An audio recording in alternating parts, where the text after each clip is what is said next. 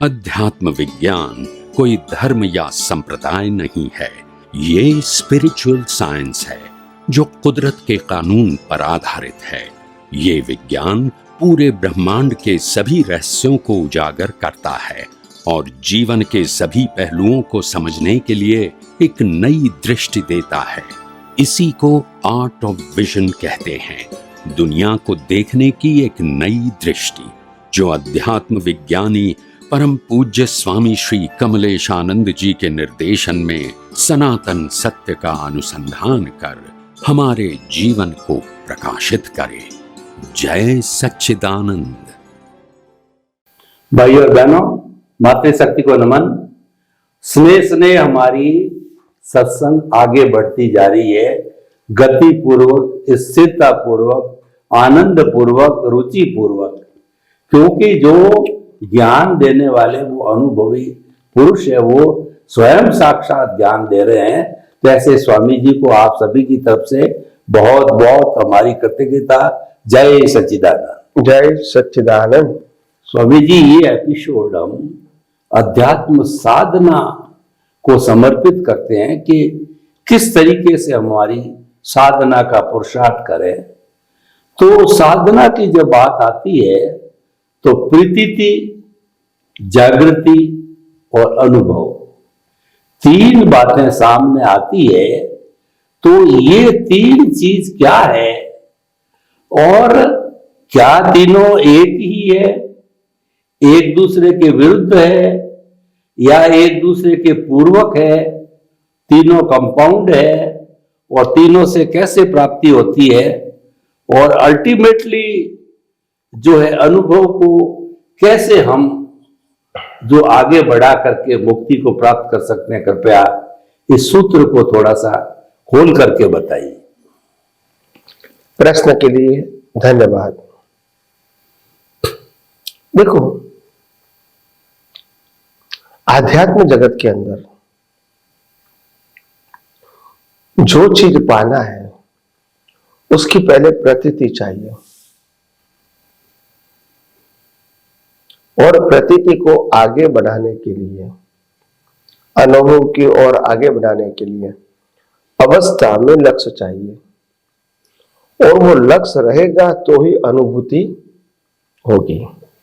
प्रतीति का मतलब होता है सिंपल बिलीफ भी मैं शुद्धात्मा हूं, वो प्रतीति मेरे को हो गई ज्ञानी पुरुष के माध्यम से। अभी प्रतीति हो गई, मगर प्रतीति का उपयोग जो है वो लक्ष्य रहेगा अवस्था में, तभी तो होगा कि आज मैं मन से, वचन से, काया से जो कुछ भी काम कर रहा हूं और मेरे सामने वाले व्यक्ति भी मन, वचन, काया से जो कुछ भी काम कर रहा है उसमें मेरी दृष्टि होनी चाहिए कि मैं भी शुद्धात्मा हूं और वो भी शुद्धात्मा। तो ये प्रतीति का लक्ष्य रहा, और लक्ष्य रहा तो मालूम होगा कि अनुभूति क्या होगी। तो ये मनोचन काया चलाने वाला, मेरा मनोचन काया, उनका मनोचन काया चलाने वाला वो शुद्धात्मा नहीं है। तो शुद्धात्मा का रोल तो अवस्था में खाली कैटालिस्ट तरीके है। और हम जब अज्ञानी अवस्था में एक व्यक्ति को जब कर्ता और गुनहगार मानते हैं तो उनको आत्मा को भी गुनहगार मान देते हैं, क्योंकि हम सेपरेट नहीं करते हैं। तो ये सबसे बड़ी गलती हो जाती है। प्रकृति की गलती को आप आत्मा की गलती मानते हैं, क्योंकि प्रकृति तो समाप्त हो जाएगी, आत्मा ही तो आगे जाएगा। तो इसीलिए अनुभव, प्रतीति, लक्ष्य और अनुभव, जो चीज की प्रतीति आपको अनुभवी ज्ञानी पुरुष के माध्यम से दृष्टि के रूप में मिली है, वो दृष्टि का उपयोग आपको अवस्था में करना है। और वो जो अवस्था है, वो अवस्था आपको इस प्रकार से देखना है कि ये जो अवस्था है उसमें मेरा लक्ष्य क्या होना चाहिए। मैं नामधारी हूं, प्रकृति हूं या शुद्धात्मा हूं। मेरे को क्या प्रतीति मिली, मेरे को क्या दृष्टि मिली कि मैं शुद्धात्मा हूं। तो ये अवस्था में जो क्रिया हो रही है मन से, वचन से, काया से, इसमें मैं कौन हूं? तो कि मैं न विचार करने वाला हूं, न बोलने वाला हूं, न फिजिकल क्रिया करने वाला हूं, मैं तो शुद्ध आत्मा हूं और ये क्रिया हो रही है। सेम वे सामने वाले मन वचन काया से भी क्रिया हो रही है। रियल स्पीकिंग वो भी क्या है? शुद्ध आत्मा है। तो ये प्रतीति का लक्ष्य जब अवस्था में रहेगा तब सेपरेशन की अनुभूति होगी, नहीं तो नहीं होगी। तो पहले प्रतीति मिलना पहली बात है, फिर प्रतीति को लक्ष्य के रूप में उपयोग करना वो दूसरी बात है, और थर्ड स्टेप आएगा अनुभव। ऐसे करते करते प्रतीति के रूप में जो आपको लक्ष्य मिला है शुद्धात्मा और अवस्था, ये दोनों अलग होती जाएगी। तो अवस्था आपकी प्रकृति या सामने वाले की प्रकृति, दोनों की प्रकृति की अवस्था एक ही कंट्रोलर है, कुदरती रचना है। तो उसमें अलग अलग देखने की जरूरत नहीं है, ये दोनों का कर्मों का पैकेज है। दोनों की प्रकृति और अवस्था, बिगिनिंग एंड एंड, वो कुदरती कानून से चलता है। तो उनको एक ही पैकेज देखो, दो नहीं देखो। अवस्था के रूप में दो दिखता है मगर एक ही पैकेज है। ये पैकेज खत्म हो रहा है। तो जैसे पैकेज का मतलब क्या होता है? एक पैकेट में हमने 5 रुपया रखा, दूसरे पैकेट में 500 रखा, तीसरे पैकेट में 5000 रखा, चौथे पैकेट में 5 लाख रखा। तो ये अलग अलग प्रकार का पाप पुण्य का पैकेज है और ये पैकेज यहाँ क्या होता है? खत्म हो रहा है। और वो खत्म हो रहा है, वो कुदरती रचना है, क्योंकि हम शुद्धात्मा है। हम शुद्धात्मा खत्म नहीं हो रहे हैं और सामने वाले में शुद्धात्मा है वो भी खत्म नहीं हो रहा है। तो ये हमारे सम्यक ज्ञान सम्यक दर्शन का प्रयोग में ये प्रतीति लक्ष्य अनुभव बहुत काम में आता है। तो मैं बार बार कहता हूं कि विज्ञान वो अनुभूति का विषय है, विज्ञान जागृति का विषय है, विज्ञान उपयोग का विषय है, विज्ञान सिर्फ नॉलेज का विषय नहीं है। आप नॉलेज से विज्ञान को अनुभव करना चाहते हैं तो नहीं होगा। नॉलेज प्राइमरी है। क्या है? प्राइमरी। उसको डाइजेस्टिंग के फॉर्म में कन्वर्ट करना, इसको मति ज्ञान कहते हैं। और वो मति ज्ञान से ही एप्लीकेशन इजी होगा, क्योंकि आपने डाइजेस्ट किया है, सुना नहीं है, पढ़ा नहीं है, इसको क्या किया है? डाइजेस्ट किया है। उसको मति बोलते हैं। मति मतलब आपकी समझ में उसको ढाला है बुद्धिपूर्वक। हाँ, सुना तो था, पढ़ा तो था, मगर वो आपने आपकी समझ में ढाला ताकि आप इसका यूज कर सको। तो इसीलिए मति ज्ञान की आध्यात्म जगत में बहुत बड़ी वैल्यू है और बिना मति ज्ञान एप्लीकेशन हो सकता है नहीं है। तो इसीलिए यहां इंपॉर्टेंट बात है कि हमको जो दृष्टि मिलती है ज्ञानी पुरुष के माध्यम से, वो दृष्टि कर्म के फल स्वरूप मिली है। क्या मिली है? कर्म के फल, प्रतीति। मगर लक्ष्य और अनुभव ये दोनों पुरुषार्थ में जाएगा। प्रतीति आपको पुण्य से मिली, मगर प्रतीति का उपयोग और अनुभव वो पुरुषार्थ से होगा, वो पुण्य से नहीं होगा। तो ये बहुत इंपॉर्टेंट है। इसीलिए 3 बातें, प्रतीति, लक्ष्य और अनुभव।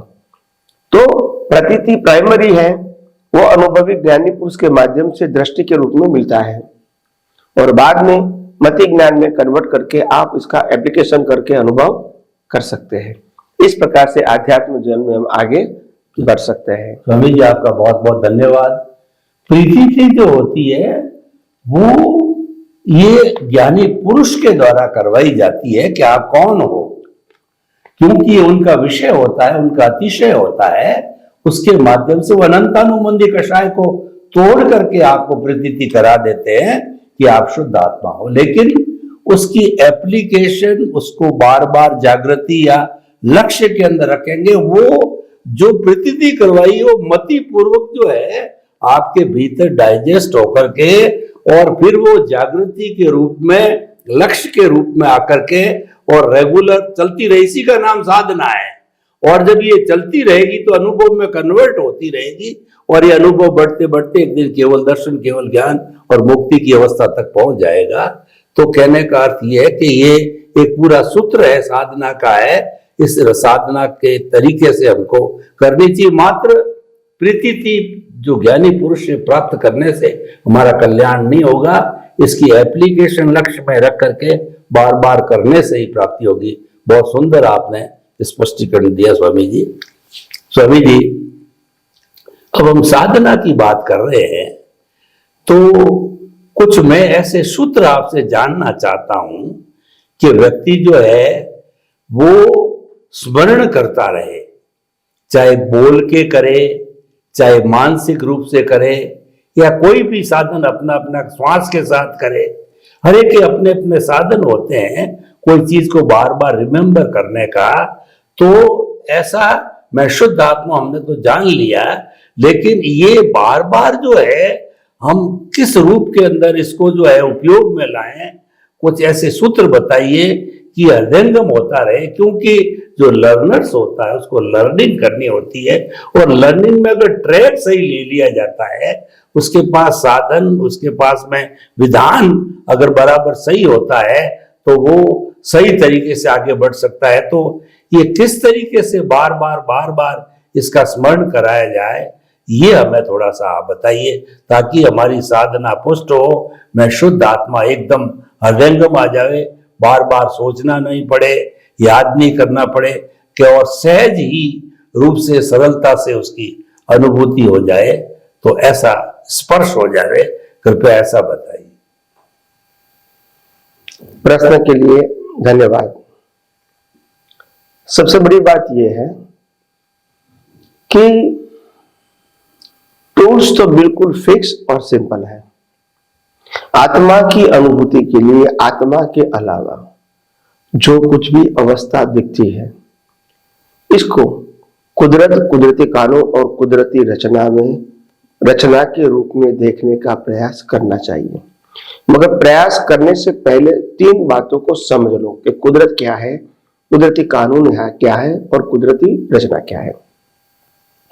तो सबसे पहली बात कुदरत यानी 6 तत्व।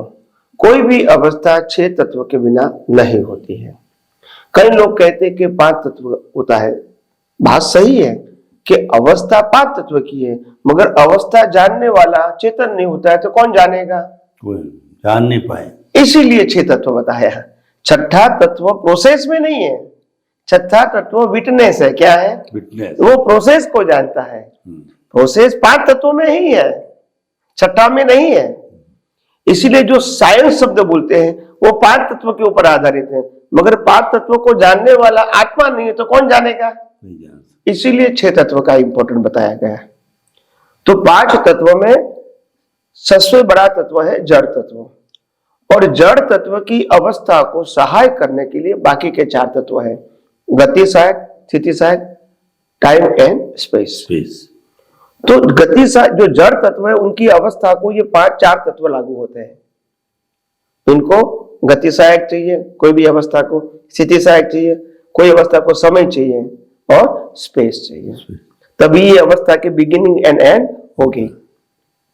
तो ये जो प्रोसेस होती है, तो ये जो 6 तत्व है, तो 6 तत्व के बिना कोई भी अवस्था होती भी नहीं है और अवस्था को जानने वाला भी नहीं होता है। तो पहले ये समझो कि ये अवस्था में 6 तत्व इंक्लूड है। दूसरी बात, अभी तत्व तो अविनाशी है, तो फिर अवस्था का रूप कैसे धारण करते हैं? तो वो कुदरती कानून के हिसाब से धारण करते हैं, क्योंकि खुद का अस्तित्व मिटता नहीं है और अवस्था बन के खत्म हो जाती है उनकी सहायता से। जैसे ये हमारा शरीर है, वो जड़ तत्वों से बना है, अनेक जड़ तत्वों से बना है, और वो जड़ तत्व जो है वो तत्व के रूप में नहीं दिखता है, अवस्था के रूप में दिखता है। और अवस्था को अवस्था की बिगिनिंग और एंड के रूप में रखने के लिए इनको गति सहायक, स्थिति सहायक, समय और स्पेस चाहिए, तभी ये अवस्था बिगिनिंग और एंड के रूप में कंप्लीट होती है। तो जब कोई भी अवस्था को आप देखते हैं तो उसमें मालूम होना चाहिए कि उसमें कुदरत और कुदरती कानून इनबिल्ट है। जो अवस्था दिखती है इसमें, और अगर ये अवस्था में कुदरत और कुदरती कानून इनबिल्ट होकर अवस्था बनती है तो ये अवस्था के लिए कोई भी व्यक्ति जिम्मेदार नहीं हो सकती है, जिम्मेदार भी नहीं हो सकती है, कोई अवस्था का मालिक भी नहीं हो सकता है और कोई भुगतान करने वाला भी नहीं हो सकता है। तो ये कर्ता, भोक्ता और मालिकी तीनों यहाँ समाप्त हो जाती है विज्ञान के उपयोग से, और अपना शुद्धात्मा पद इंटैक्ट रहता है क्योंकि वो प्रोसेस के अंदर नहीं है, वो तो विटनेस है, विटनेस, वो जानने, वो प्रकाशक है, अवस्था को क्या करना है, प्रकाशक है, प्रकाशक।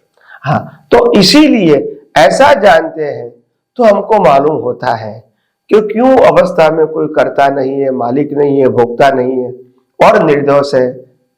आप समझे ना, ये धीरे धीरे समझ में आता है और बाद में मोह भी चला जाता है, क्योंकि ये अवस्था जब कुदरती रचना है तो जन्म से मौत तक की सभी अवस्था आ गई, तो इसमें मोह करने की क्या जरूरत है। जब कुछ पाना और खोना है ही नहीं, हिसाब ही खत्म करना है, तो मोह की क्या जरूरत है। और तीसरी बात, अज्ञानता के माध्यम से हम सुख पाने के लिए साधन और अवस्था में इंटरेस्ट रखते हैं, मगर हमको मालूम होता है कि अवस्था को प्रकृति की है, हमारी नहीं है। ये तो खैर हमारी बिलीफ है कि ये अवस्था से हमको सुख मिलता है, वो बिलीफ है। वास्तव में सुख तो हमारा स्वभाव है, हमारी हाजिरी से अवस्था है, अवस्था की हाजिरी से हम नहीं है। तो मूल सुख तो हमारा है, मगर अज्ञानता के वश हमने सुख की बिलीफ अवस्था के ऊपर ढाल दिया, बस ये हमारी अज्ञानता हो गई और इसीलिए कर्म हुए और राग द्वेष हुए। तो ये जैसे जैसे विज्ञान समझ में आता है, सिंपल भाषा में, कुदरत, कुदरती कानून और कुदरती रचना के रूप में, वैसे वैसे आपको ये संसार में अलिप्त रहना, मन वचन काया उनकी अवस्था से मुक्त रहना और आत्मा में निश्चय के रूप में स्थिर होना आपके लिए आसान हो जाएगा। उसमें बहुत सारी क्रियाओं को, बहुत सारे फिजिकल ज्ञान को, शब्दिक ज्ञान को जरूरत नहीं है। तो ये बहुत सिंपल है। हाँ, समझने के लिए समय निकालो, समझने के बाद एप्लीकेशन और एक्सपीरियंस इजी हो जाएगा। बिना समझे स्पीड करना चाहोगे, स्पीड नहीं होगा। मैंने बहुत बार कहा है, आध्यात्म का मार्ग, आध्यात्म का पुरुषार्थ का मार्ग वो स्पीड का मार्ग नहीं है, वो धीरज का मार्ग है, पेशेंस का मार्ग है। आपको अवस्था को साइंटिफिक देखना है, ऐसा नहीं बोला है कुदरती रचना है, बोलना तो वो प्राइमरी होता है। धीरे धीरे आपको कुदरती रचना दिखनी चाहिए, क्योंकि कुदरती रचना का मतलब कुदरत और कुदरती कानून इनबिल्ट है। तो ये कुदरती रचना व्यवस्थित शक्ति की तरह मैकेनिकल नहीं होना चाहिए, जागृति पूर्वक होना चाहिए। एक प्रोसेस के फॉर्म में आप उसको देखते हैं, टाइटल के फॉर्म में नहीं। आपने बोल दिया कुदरती रचना, वो टाइटल हो गया, टाइटल नहीं, उसमें कुदरत और कुदरती कानून इनबिल्ट है, ऐसा देखो। तो धीरे धीरे आपको और ज्यादा ये बातें आगे हम समझाने की कोशिश करेंगे। स्वामी जी, आपने जो साधना के सूत्र दिए कि एक मुमुक्षु, जिज्ञासु, महात्मा साधना में कैसे आगे बढ़ता रहे, तो आपने बहुत सुंदर बातें बताई कि सबसे पहले कुदरत, कुदरती कानून और कुदरती रचना को जानना जरूरी है। कुदरती रचना तब जानी जाएगी जब कुदरत और कुदरत का कानून उसमें यूनिबिल्ट है, ये आपके समझ में आ जाना चाहिए। खाली कुदरती रचना कहने से जो है वो आपके समझ में नहीं आएगा। ये आपने बहुत सुंदर व्याख्या दी, कुदरत की आपने पूरी व्याख्या बताई कि 5 जो मुख्य जड़, गति सहायक, स्थिति सहायक, टाइम और स्पेस, ये 5 होते हैं। उनसे अवस्थाएं जो बनती है और जो उसको जानने वाला छठा तत्व जो है वो चेतन तत्व मिलता है। जब उसको जानने, देखने, अनुभूति करने वाला मिलता है, तभी जाकर के और ये जो अवस्था रूप के अंदर ये सारा कार्य होता है। तो इन सब चीजों को समझने के लिए हमको कुदरत, कुदरती रचना और कुदरत के कानून को समझना होता है। जब ये हमारे समझ में आ जाता तो धीरे धीरे हमारा ज्ञान दर्शन का डेवलपमेंट होता रहता है और हम आगे बढ़ते रहते हैं, मुक्ति के मार्ग की ओर बढ़ते रहते हैं। और हमारा जितना ये रिलेटिव ट्रुथ है, जो हमारा पुण्य पाप से जुड़ा होता है, ये धीरे धीरे हमारा जो अज्ञान है ये धीरे धीरे इरेज होता रहेगा। तो लक्ष्य हमारा ये है कि अज्ञान को जो है हमें इरेज करना है, हमें पुण्य पाप को ज्यादा बढ़ाना या उसको तवज्जो नहीं देना है। और जब अज्ञान इरेज होता, जितना अज्ञान इरेज होता रहेगा, विज्ञान बढ़ता जाएगा, विज्ञान बढ़ता जाएगा तो ज्ञान दर्शन स्थिर होता जाएगा, ज्ञान दर्शन स्थित होता जाएगा तो एक स्थिति मुक्ति की एक न एक दिन अवश्य आएगी। स्वामी जी बहुत सुंदर आपने सारा स्पष्टीकरण दिया, बहुत बहुत धन्यवाद। जय सच्चिदानंद। जय सच्चिदानंद।